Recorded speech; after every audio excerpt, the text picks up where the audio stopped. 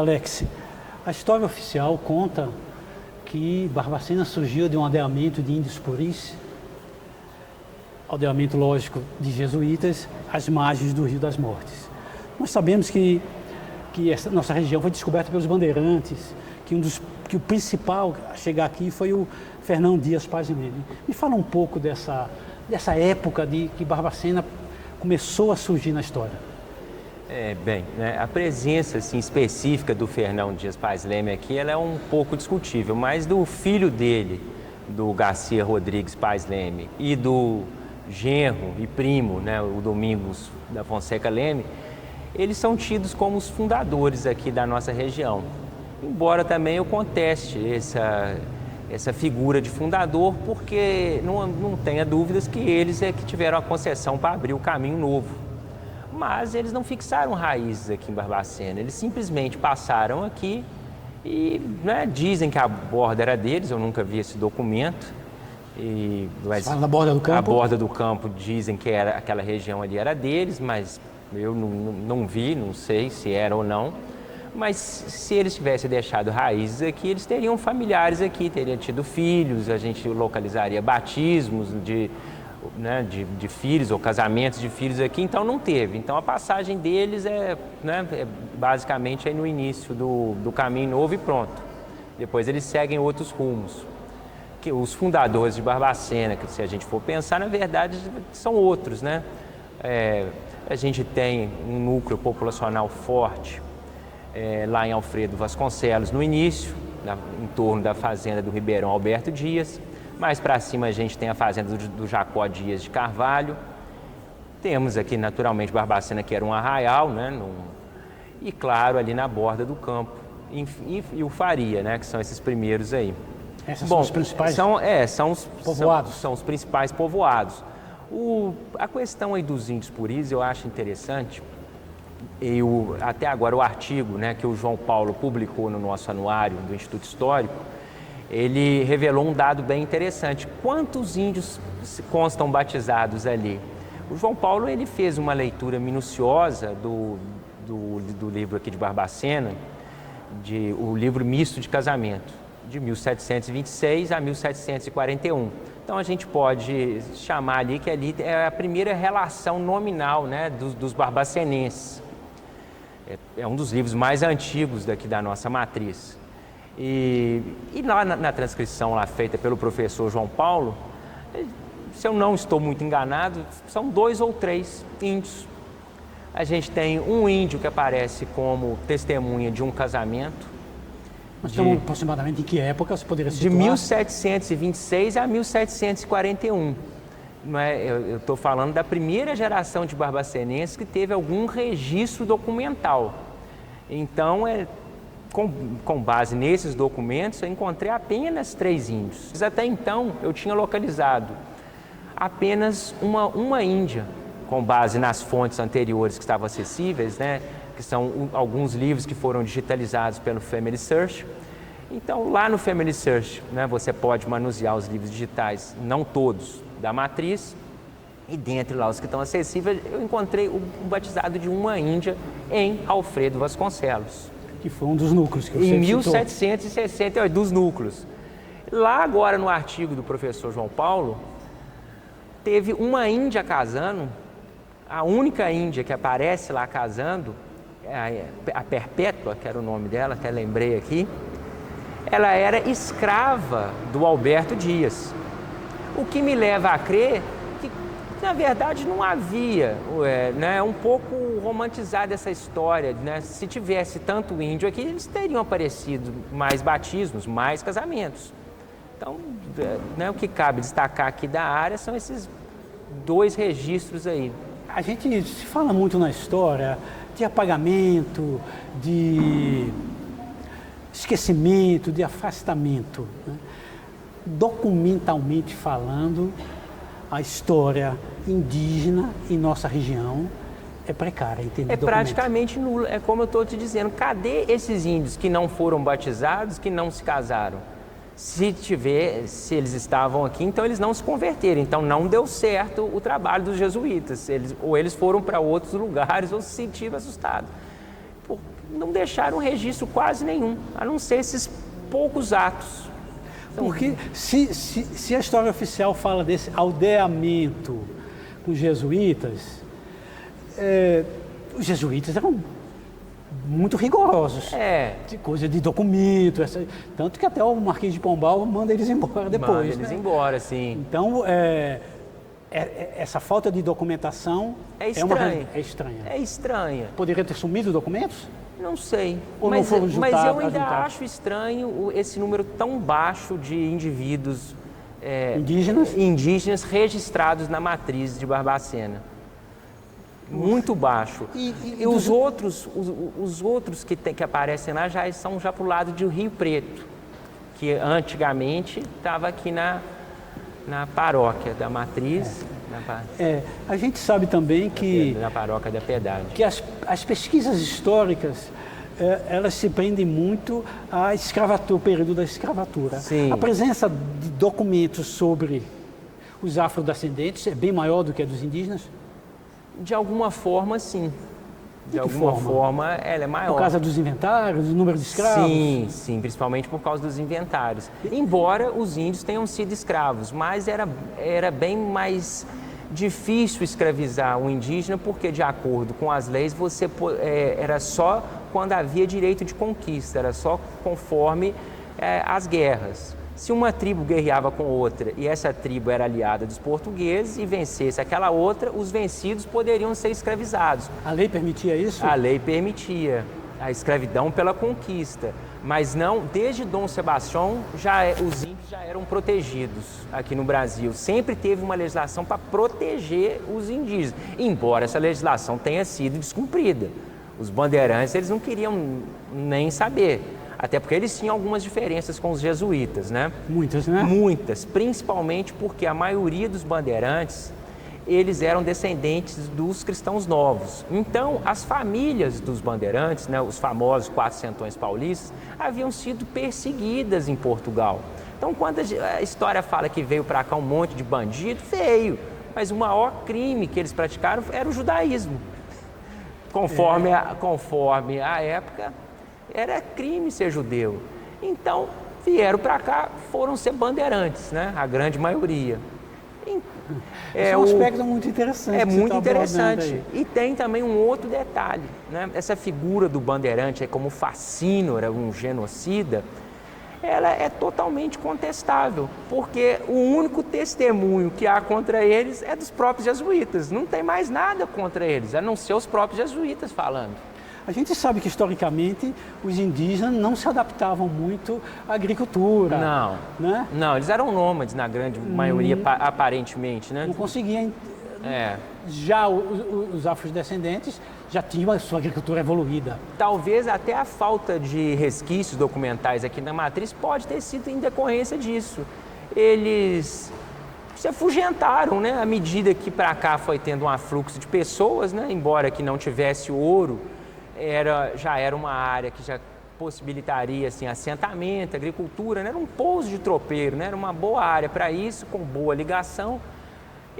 Então, talvez eles até se afugentaram por isso, porque é nômade, então eles não estavam tão assentados aqui, não havia um assentamento, embora eu tenha algumas desconfianças, algumas suspeitas. Lá para aqueles lados também do Faria, igual a gente estava falando, a gente percebe que tem muita pedra quebrada e muito muro de pedra, né?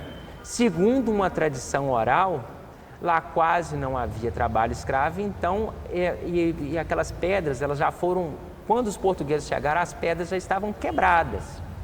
Então, talvez ali pode ter sido até alguns pontos de assentamento, mas aí dizer que tinha uma aldeia, né, ou uma redução na linguagem jesuítica, né, igual eles gostavam de chamar, não tinha. Não sei se é bem a sua especialidade, mas nós tivemos diferença entre entradas e bandeiras, né? Sim. Qual era a diferença? As entradas eram oficiosas? Sim, tinha uma com autorização da coroa e a outra supostamente era por conta e risco delas, mas...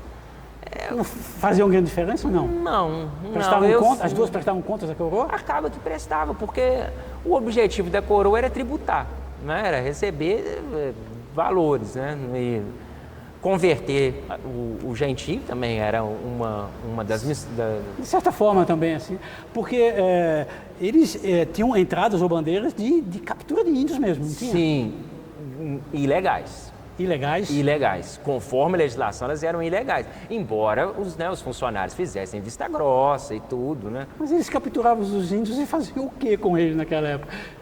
Escravizar. Tentavam escravizar. Porque você mesmo falou que a turma chegou aí, o Fernão, Dias, esse pessoal todo, eles foram embora e não ficavam por aqui em Barbacena, mas alguns eles conseguiram escravizar. E ficavam por aqui e seguiam com eles? Tanto que existe uma notícia, né, que o Fernão Dias, ele tinha 400 índios. E aí, é claro, é uma discussão semântica, né? Uns vão falar que eram escravos, outros vão dizer que eram vassalos. Entendi.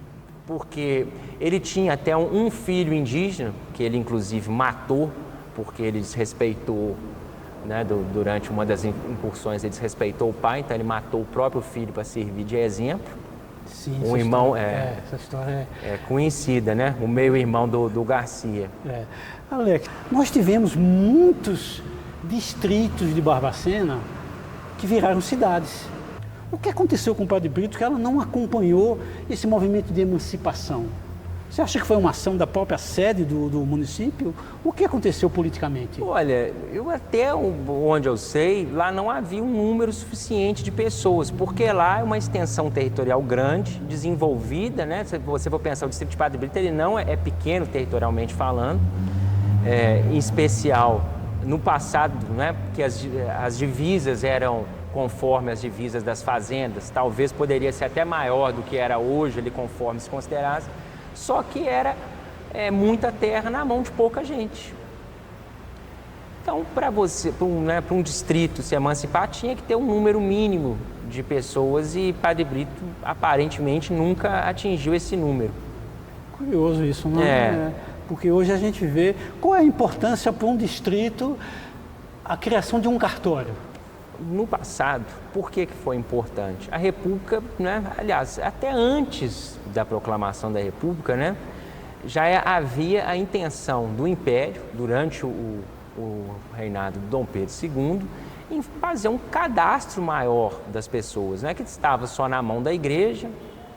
E aí a população já começa a mudar, especialmente depois da chegada dos alemães, né? Imagina os alemães que vieram por conta da mãe do Dom Pedro II, protestantes, não poderem se casar. Então, você já começa a gerar problema com os súditos que a sua mãe trouxe para o país que você está governando. Você está me dizendo, então, que a criação dos cartórios ela já veio para permitir casamentos, registros, para tirar da igreja.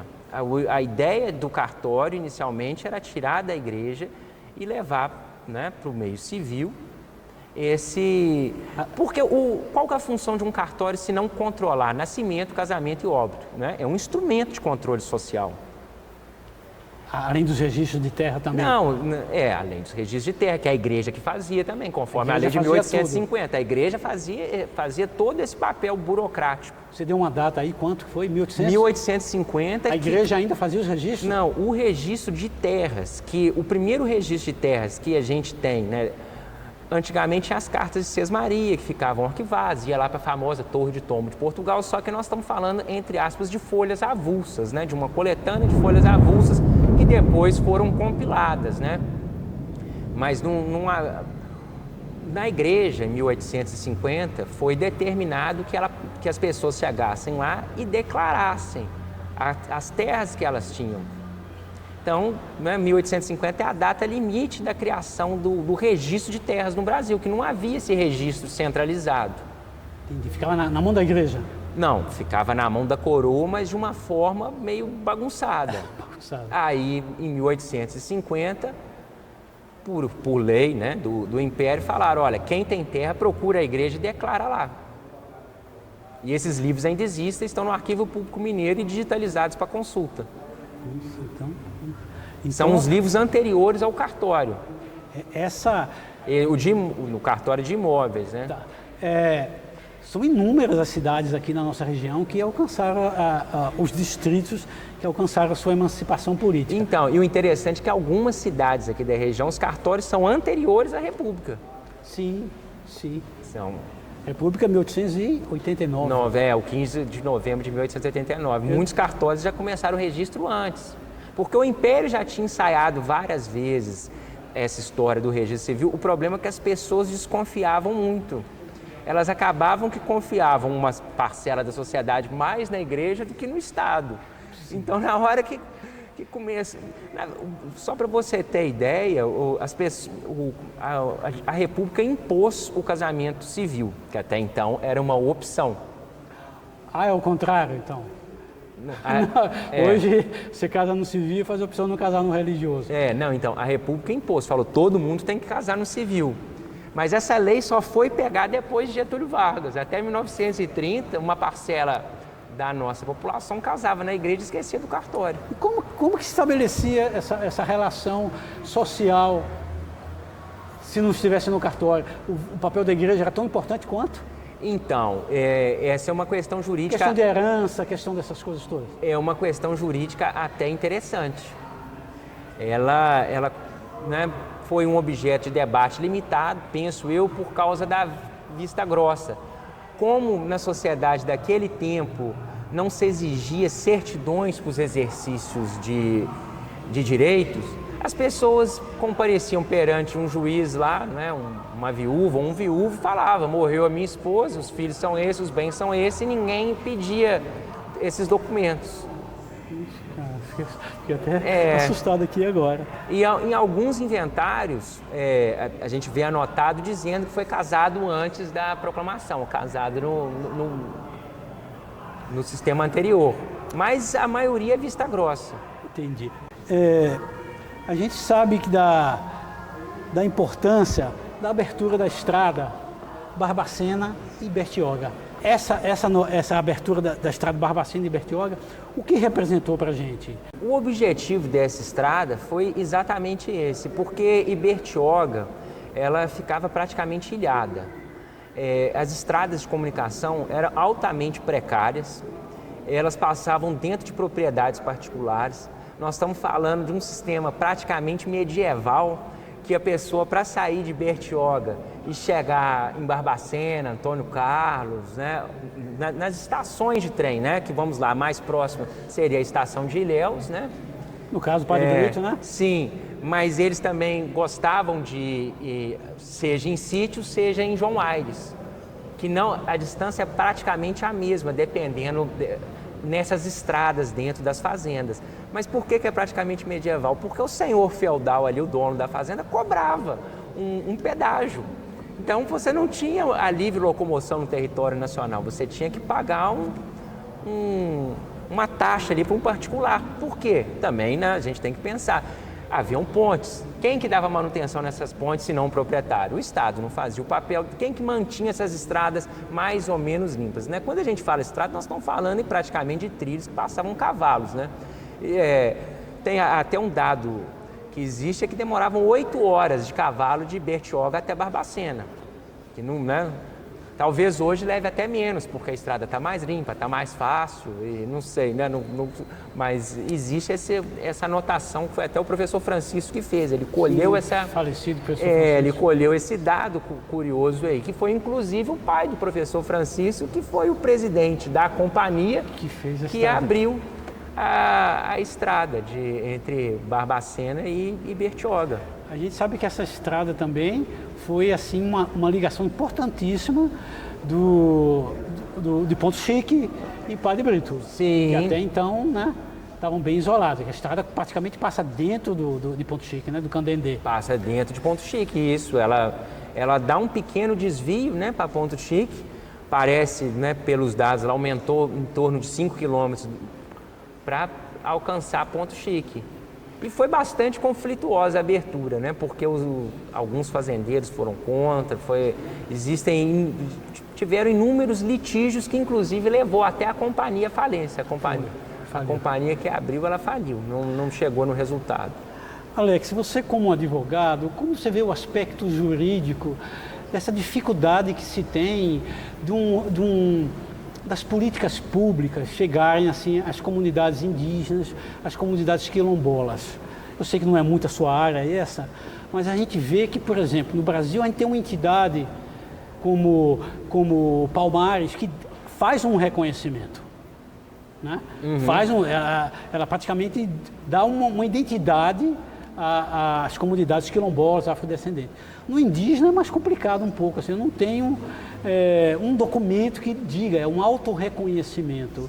E esses indígenas, às vezes, eles enfrentam muitas dificuldades, setor cartorial, de documentação, de não ter essa identidade, de um documento que diga que ele é indígena. Por que essa dificuldade dos indígenas?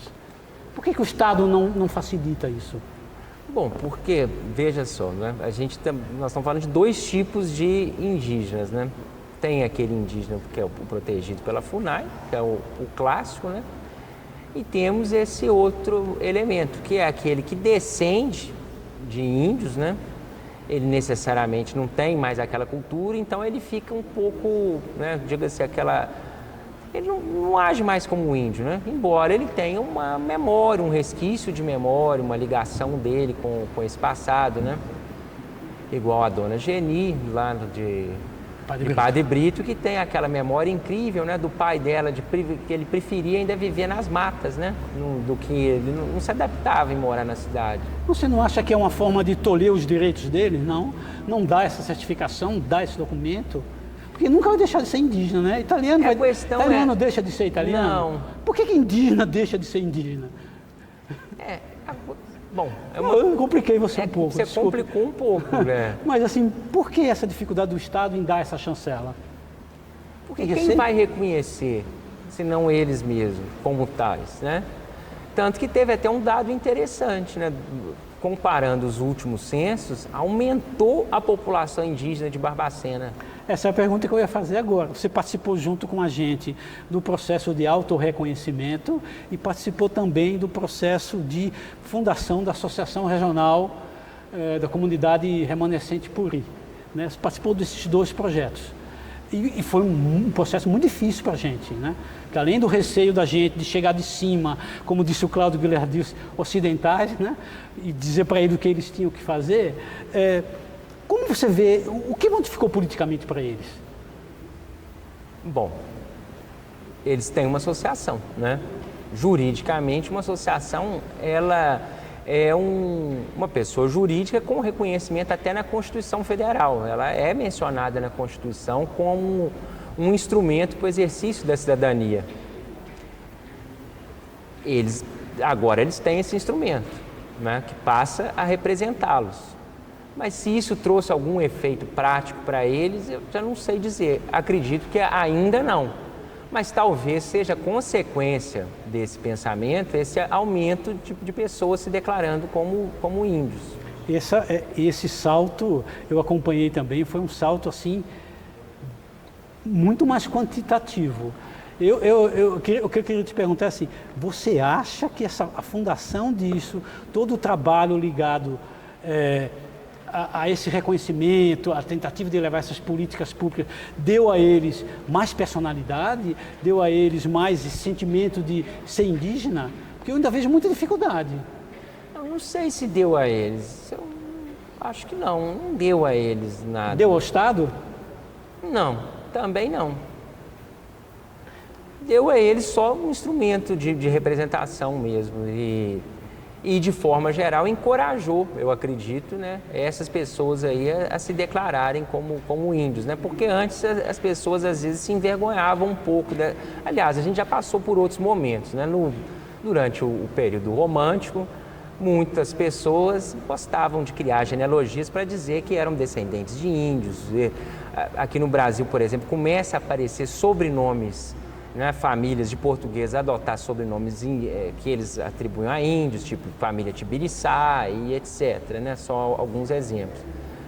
A partir da República, né, que vem uma outra linha de pensamento, de embranquecer a população e aí até trazer a imigração italiana para cá, eu acredito que foi gerando uma vergonha também na população. Aí ninguém quer mais ser descendente de índio, a pessoa quer só ser descendente de europeu.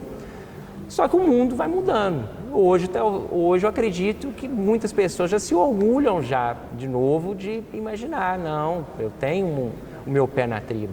Meu pé na tribo. O próprio Estado, para finalizar, o próprio Estado, durante todo o período indígena no Brasil, desde a descoberta, criou imagem dos índios.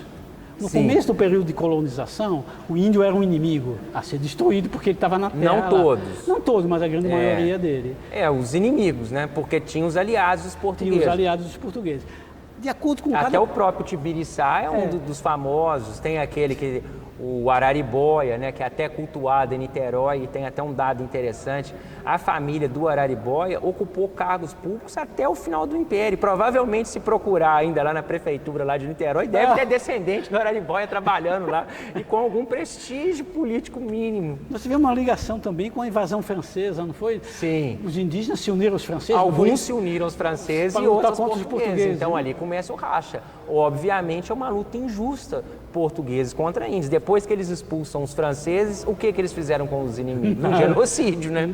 Genocídio. Porque você atacar com chumbo e pólvora quem só tem arco e flecha é uma guerra injusta.